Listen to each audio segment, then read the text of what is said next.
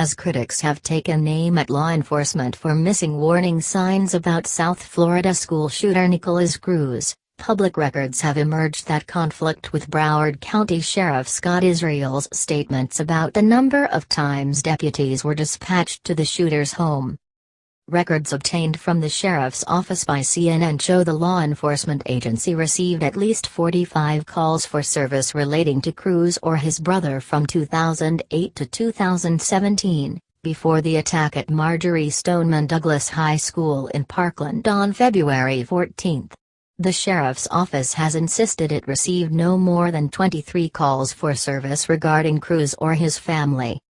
CNN has repeatedly asked the sheriff's office to explain the discrepancy, sending emails and attempting to reach an agency representative by phone. The agency has not responded to those requests with an explanation. On February 15, CNN received a Broward County Sheriff's Office log based on a public records request showing 39 calls from Cruz's house over a 6-year period.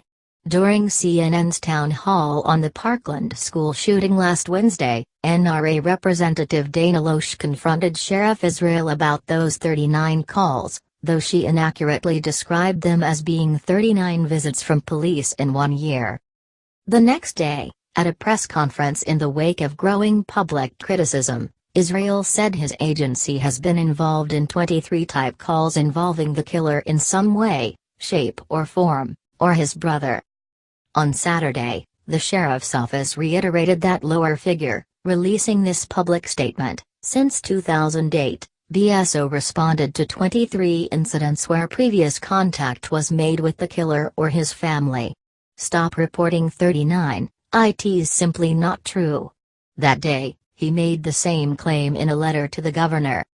However, based on logs of the original calls and additional records since obtained from the agency, CNN has found that the Broward County Sheriff's Office actually received 45 calls in the past decade related to the Cruz home, Nikolas Cruz or his brother, even more than previously thought. The documents in question include call logs from the law enforcement agency's computer-aided dispatch system. The records list police calls from the home at 6166 Northwest 80th Terrace in Parkland, Florida, which was the home owned by Nikolas Cruz's mother during that time period, according to property deeds. Each listed police call has a unique identifying number, dispatch date and time, and description. The descriptions include mentions of a mentally ill person, child, elderly abuse, domestic disturbance, missing person, and more. The vast majority of the calls resulted in no written report. A CNN review of the records shows that at least 19 calls relate to Nikolas Cruz, starting when he was as young as 9 years old. An additional 25 calls regarded only his younger brother, Zachary, for behavior ranging from running away to hitting his mother. A final one is ambiguous about which boy it involves. Several calls involving Nikolas were not cited on an original list of 39 calls related to the Cruz home, but were detailed in a separate document released by the sheriff's office last week. One of the original calls turned out to involve a neighbor. Calls relating to Nikolas Cruz include descriptions of fights with his brother, cursing at his mother, and throwing her against the wall for taking away his Xbox. The issues brought to the sheriff's attention worsen over time. In 2014, someone accused him of shooting a chicken with a BB gun. Records show that in 2016, a neighbor warned the sheriff's office of an Instagram post in which Cruz said he planned to shoot up the school. This week, Joelle Garino told CNN she placed the 911 call and had begged the sheriff's office to intervene. She was told there was nothing deputies could do until Cruz actually did something, she said. Later that year, an unidentified peer counselor alerted the Marjory Stoneman Douglas High School's school resource deputy that Cruz possibly drank gasoline in an attempt to commit suicide, was cutting himself, and wished to purchase a gun. An investigator with Florida's Department of Children and Families spoke to Cruz, but his therapist ultimately advised that he was not currently a threat to himself or others and did not need to be committed.